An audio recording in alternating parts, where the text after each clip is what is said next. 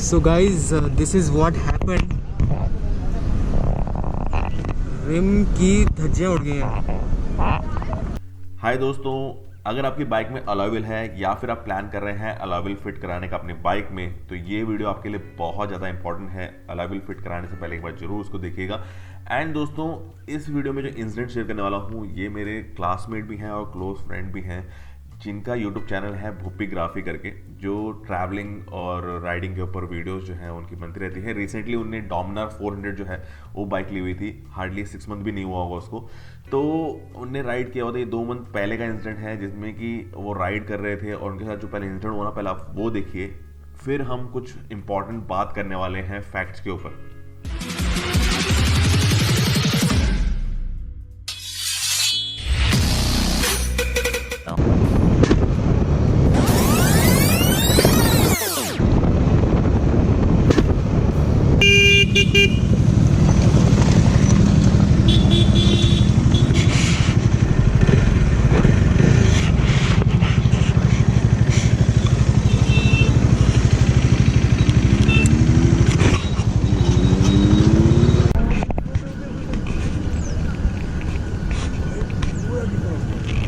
So guys, this is what happened.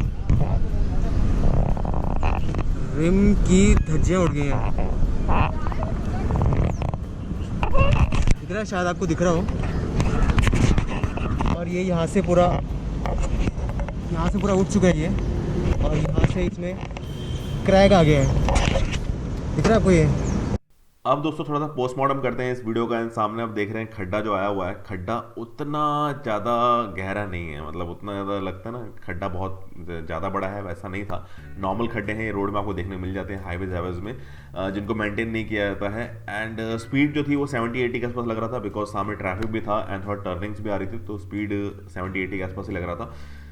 And दोस्तों, main चीज़ है कि इसमें 3 रीज़न हो सकते हैं अलॉय व्हील टूटने के। फर्स्ट तो है आपका टायर प्रेशर ज़्यादा आप जब फिल करते हैं ना, तो रबर का जो कुशनिंग है वो निकल जाती है एंड सारा इम्पैक्ट जो है अलॉय व्हील के ऊपर आता है। दूसरा जो होता है, आपने जब खड्डे वड्डे देखते हैं, स्पीड ब्रेकर देखते हैं, तो जल्दी से ब्रेक लगाते हैं, इमरजेंसी ब्रेकिंग, तो सस्पेंशन जो होता है ना पूरा टूट जाता है, वो व्हील पे ही सारा जो इम्पैक्ट है वो आ जाता है फिर, तो वो भी एक प्रॉब्लम है। That is second reason. And third reason जो होता है, अलॉय व्हील में ही कुछ बिल्ड क्वालिटी का प्रॉब्लम हो, मतलब या अलॉय व्हील का जो क्वालिटी है उसका प्रॉपर नहीं था, या कोई बबल आया देना, क्योंकि कास्टिंग से प्रोसेस होती है एंड इसके वजह से भी प्रॉब्लम आती है। तो ये 3 रीज़न हो सकते हैं अलॉय व्हील ब्रेक होने के। बट जब ये चीज़ मैंने देखा, जब मुझे वीडियो जब उन्होंने डाला हुआ था और दिखाया, तो इनके फ्रेंड ने ही नोटिस किया पीछे से कि भाई टायर जो है, ऑब्वियसली जैसे ही अलॉय व्हील टूटेगा तो टायर प्रेशर जो निकल जाएगा, बिकॉज उसमें ट्यूब नहीं होता है। अगर स्पोकल्स होता तो स्पोकल्स में फिर भी डिसबैलेंस, मतलब उसका अलाइनमेंट हिलने के बाद में भी, बैंड होने के बाद में भी टायर में प्रेशर रहता है, क्योंकि उसमें ट्यूब होता है।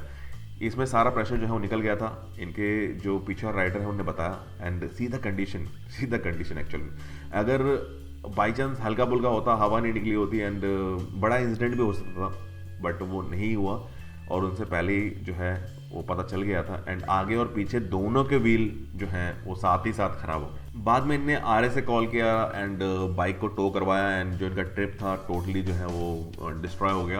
एंड अब दोस्तों ये तो हुआ इनकी बात। अब मैं थोड़ा सा अलॉय व्हील के ऊपर आपको जो फैक्ट्स है ना वो हम बात करते हैं। मैंने एक वीडियो बनाई थी अलॉय व्हील के ऊपर, पहले आप वो भी देखिए जिसमें मैंने ये पॉइंट कवर किया था, तो आप वो देखिए, फिर हम कुछ और बात करते हैं। दोस्तों, अगर डीमेरिट की बात करें तो डीमेरिट दोनों में ही है। जैसे इसमें आप अलॉय व्हील्स में आप यूज कर सकते हैं ट्यूबलेस टायर, बट इसमें आप ट्यूबलेस टायर नहीं यूज कर सकते। ट्यूबलेस टायर यूज करने के लिए स्पोक व्हील्स में बहुत सारे जुगाड़ करने पड़ते हैं आपको, जितने भी होल्स होंगे स्पोक्स के वो बंद करने पड़ेंगे, सील करने पड़ेंगे, उसके बाद आप करें तो वो भी उतना रिलायबल नहीं हो पाता, फिर भी एक फियर रहेगा। तो ये चीज होती है।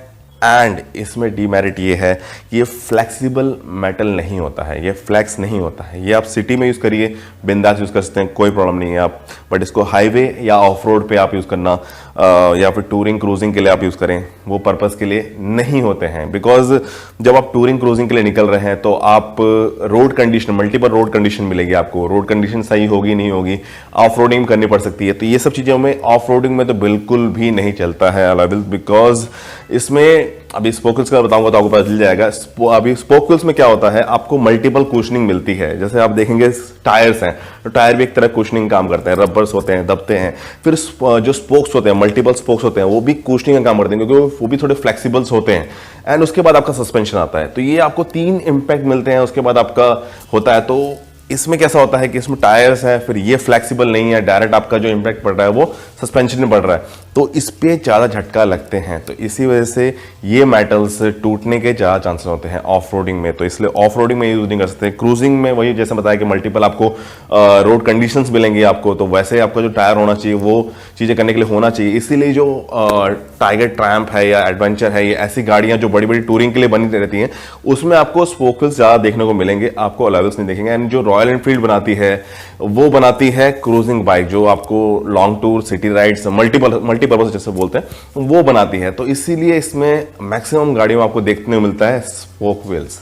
दोस्तों यही मेन रीजन है कि मैं भी नहीं यूज करता अलॉय व्हील्स, बिकॉज मेरी भी ट्रिप्स जो होते रहती हैं, बनी रहती है, तो गाड़ी को उस तरह से बना के रखना होता है। वरना अलॉय व्हील का खर्चा कितना है, आपने प्राइसिंग मैंने बताया कि प्राइसिंग उतना ज्यादा हाई नहीं होता है। प्राइसिंग दोनों कंपेयर किया जाए तो 1500 2000 का ही फर्क है, ज्यादा इतने में तो कोई भी कर सकता है। तो दोस्तों यही मेन रीजन है, pricing, light weight and tubeless, ये सब चीजें हैं। आजकल तो इसमें भी एंटी पंचर लिक्विड आ गया, दोनों में एंटी पंचर लिक्विड है, आप दोनों में फिल करा के आप इजीली राइड कर सकते हैं। तो वो सारी चीजें हैं। तो आपके पर्पस जो है उसके हिसाब से आप अलॉय व्हील्स या स्पोक व्हील्स लगाइए, बेस्ट रहता है।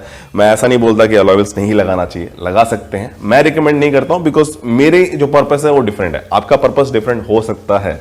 दोस्तों आई होप आपको स्पोक व्हील्स और अलॉय व्हील दोनों का जो डीमेरिट है ना वो क्लियर हो चुका होगा।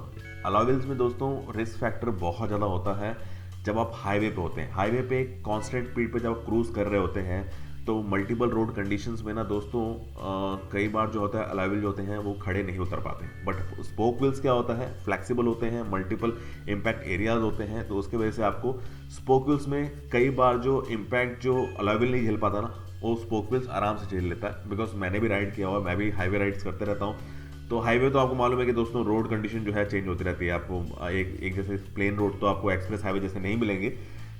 कोई भी नेशनल हाईवे हो, स्टेट हाईवे हो, सब रोड्स हो, सभी में आपको जो है वो चैलेंजेस के लिए रेडी रहना पड़ता है। तो दोस्तों दोनों जो वीडियोस हैं, जो मैंने अपने फ्रेंड का जो भूपिग्राफी चैनल का जो मैंने दिखाया, उनका वीडियो भी डाल दूंगा। And alloy wheels, spoke wheels का जो मैंने कंपैरिजन बताया था वो भी वीडियो डाल दूंगा। एंड आखिरी में अगर कंक्लूड करूँ, अगर आप अलॉय व्हील लगाना चाहते हैं या फिर लगाया हुआ है, दोस्तों थोड़ा सा मेंटेन भी आपको करना पड़ेगा। आप टायर प्रेशर जो है मेंटेन करिए। टायर प्रेशर जो आपको फ्रंट में रहना चाहिए, जो मैं रिकमेंड करता हूँ 25 to 28 के आसपास रखिए। एंड रेयर में 33 to 35 मैक्सिमम के आसपास रखिए। कंपनी जो रिकमेंड करती है थोड़ा कम इससे रिकमेंड करती है, बट उतना प्रैक्टिकल नहीं है। ये आप एक बार ट्राई करिएगा, आपको सही लगेगा। बट जो आप लोकल से फिल कराते हैं ना दोस्तों, अगर वो एनालॉग वाला जो प्रेशर मीटर है ना, तो वो प्रॉपरली वर्क नहीं करता है। वो 35 to 40 आसपास फिल कर देते हैं, जो ज़्यादा हो जाता है टायर प्रेशर, जिसकी वजह से जो रबर की जो फ्लेक्सिबिलिटी होती है ना, वो आपको नहीं मिल पाती है, और वो रबर भी हार्ड जैसा वर्क करता है। तो टायर प्रेशर सही से मेंटेन करिए। एंड दोस्तों थोड़ा सा ना अलॉय व्हील्स में जब आप हाईवे पर राइड कर रहे हो, जब आपको मालूम है कि थोड़ा सा खराब रोड आने वाली है, तो अपनी स्पीड और राइडिंग स्टाइल पर भी थोड़ा ध्यान दीजिए हल्का सा। तो भी क्या पता आप ऐसे इंसिडेंट से कई हद तक दूर रह सकते हैं। यानी ये सिर्फ पहला इंसिडेंट नहीं है, ऐसे बहुत सारे इंसिडेंट है अलॉय व्हील के ऊपर जो कैप्चर नहीं भी हो पाते हैं दोस्तों। जो कैप्चर हो पाते हैं वो दिखाने की कोशिश करता हूँ। अलॉय व्हील्स पे मैं टोटली बिलीव उतना नहीं करता हूँ, जैसे मैंने वीडियो में ऑलरेडी कहा। होप सो कि स्पोक व्हील्स जो होते हैं उसमें और भी नए नए ऑप्शंस आए, जिससे कि हम उसमें ट्यूबलेस टायर लगा सकें। ट्यूबलेस टायर के वजह से ही मैक्सिमम लोग जो हैं उसको प्रेफर करते हैं कि वो अलॉय व्हील यूज़ करें, ताकि पंचर जो है उनको ट्यूब निकाल करना ना पड़े, वो सिर्फ डायरेक्टली जो है ऊपर से ही जो है पंचर फिल करा सकें। दोस्तों आई होप आपको ये वीडियो इन्फॉर्मेटिव लगी होगी। अगर आपको इन्फॉर्मेटिव लगी, क्या है आपका point of view alloy wheel को लेके, जरूर मुझे कमेंट सेक्शन में बताइए। एंड दोस्तों ख्याल रखिए, ध्यान रखिए और देखते रहिए बुलेट। ऐसी बहुत सारे इन्फॉर्मेटिव वीडियोस आपके लिए आती रहेंगी।